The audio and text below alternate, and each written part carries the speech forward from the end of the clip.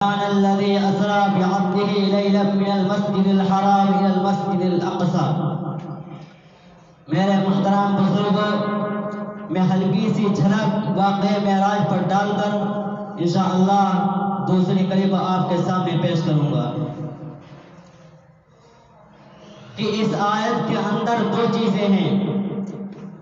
یہ سفر ہے مسجد حرام سے لے کر مسجد اقصی تک، دوسرا پھر مسجد اقصی سے لے کر ساتواں آسمان تک. جو آپ صلی اللہ علیہ وسلم مسجد حرام سے مسجد اقصی گئے ہیں، یہ تو آپ براق پر سوار ہو کر گئے ہیں. جب آپ وہاں رات میں مسجد اقصی میں پہنچے تو رات میں مسجد اقصی کا دروازہ بند کر دیا جاتا ہے، لیکن جو آپ صلی اللہ علیہ وسلم کو جانا تھا تو دروازہ بند کرنے والا دروازے کو بند کر رہا تھا، لیکن دروازہ بند نہیں ہو رہا تھا، کیونکہ آپ صلی اللہ علیہ وسلم کو ابھی وہاں آنا ہے، وہاں سے معراج کرنا ہے، اس لیے وہ دروازہ بند نہیں ہوا. پھر آپ صلی اللہ علیہ وسلم جب براق پر سوار ہو کر وہاں مسجد اقصی تک آئے، پھر براق کو وہاں چھوڑ دیا. اس کے بعد جبریل علیہ السلام آپ کو اللہ رب العزت کے پاس لے گئے. چنانچہ جب جبریل ابھی بھی پہنچے تو انہوں نے بھی آسمان پر ساتھ چھوڑ دیا. پھر اس کے بعد آپ صلی اللہ علیہ وسلم نے تنہا سفر کیا. بقول عطا اللہ شاہ بخاری کے کہ جبرائیل اپنے جلنے کی وجہ سے آپ صلی اللہ علیہ وسلم کا ساتھ چھوڑ دیا، لیکن اگر عطا اللہ شاہ بخاری ہوتا تو جل کر خاک ہو جاتا، لیکن آپ کا ساتھ نہ چھوڑتا. پھر اس کے بعد جب آپ کی اللہ رب العزت سے ملاقات ہوئی، کیونکہ یہ دنیا کا بھی رواج ہے کہ جب کوئی شخص کہیں جاتا ہے تو اپنے مہمان کے لیے کوئی تحفہ لے کر جاتا ہے، اور میزبان بھی اپنی حیثیت کے موافق مہمان کو تحفہ دیتا ہے. جو ہمارے آقا معراج پر گئے تو انہوں نے 3 تحفے پیش کیے: التحیات للہ والصلوات والطیبات. اے اللہ، میری اور میرے قوم کی مالی، بدنی اور جانی عبادتیں سب تیرے لیے ہیں.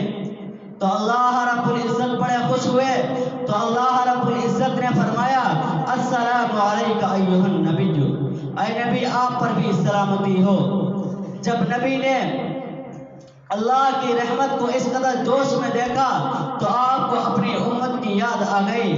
تو اس وقت پھر اللہ رب العزت نے کہا: السلام علینا وعلی عباد اللہ الصالحین، ہم پر سلامتی ہو اور اللہ کے نیک بندوں پر بھی سلامتی ہو. کیونکہ آپ نے ہر جگہ اپنی امت کو یاد رکھا ہے، تو معراج پر بھی آپ نے اپنی امت کو یاد رکھا. اس کے بعد جب وہاں سے واپس ہوئے تو چھٹے آسمان پر حضرت موسیٰ علیہ السلام سے ملاقات ہوئی. حضرت موسیٰ علیہ السلام نے پوچھا کہ آپ کو اللہ رب العزت کے دربار سے کیا ملا ہے، کیونکہ حضرت موسیٰ علیہ السلام بھی نبی ہیں. وہ جانتے ہیں کہ جب کوئی نبی اللہ کے دربار میں گیا ہے تو اس کو کوئی نہ کوئی تحفہ ضرور ملے گا.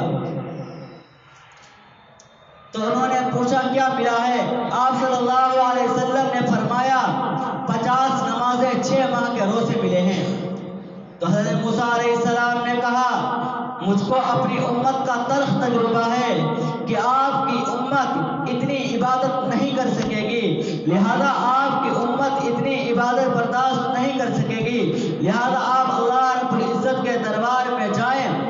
پھر چنانچہ آپ اللہ رب العزت کے دربار میں جائیں اور اس کمی کی رعایت کریں. اس طرح کمی ہوتی ہوتی آخر میں 5 نمازیں بچیں. پھر بھی موسیٰ علیہ السلام نے کہا کہ ایک بار اور چلے جائیے تاکہ کچھ اور کمی کی جا سکے. تو آپ صلی اللہ علیہ وسلم نے فرمایا تھا مجھے اب واپس جاتے ہوئے شرم آتی ہے. چنانچہ آپ وہیں سے 5 نمازیں اور 1 ماہ کے روزے لے کر واپس آئے. جو آپ صلی اللہ علیہ وسلم نے واقعہ جب آپ معراج سے واپس آنے کے بعد یہ واقعہ صحابہ کو بتایا تو ابو جہل نے آپ حضرت ابو بکر صدیق رضی اللہ عنہ سے کہا کہ اگر کوئی شخص یہ کہے کہ میں ایک رات میں مسجد حرام سے مسجد اقصی تک اور مسجد اقصی کے ساتوں آسمان گیا اور پھر وہاں سے واپس آ گیا، کیا تم اس کی بات کو مانو گے؟ تو ابو بکر نے کہا میں اس کی بات کو نہیں مانوں گا۔ تو پھر ابو جہل نے کہا کہ تمہارا دوست محمد بن عبداللہ یہی کہہ رہا ہے۔